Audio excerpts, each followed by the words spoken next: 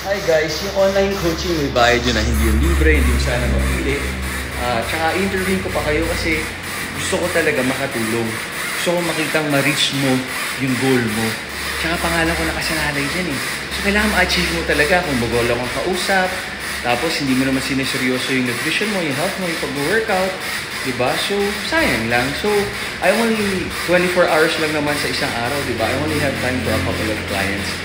At least 2, maximum of 4 lang ang pwede kong piliin. Kasi everyday kakausapin ko kayo for 5 to 30 minutes. Iga-guide ko kayo at I'm sure lalagpas doon marami kayong tanong. Yung proper form ng execution exercise, yung calorie intake nyo, yung macronutrient requirement, yung mga protein needs, yung carbs. So marami yun. So yun lang. Nothing in this life is free. So yun lang. Pag medyo sobra-sobra na ako na talagang mayaman na ako, talagang libre, di ba? Yun lang. Tama kayo. Baliw ka mag-doctor.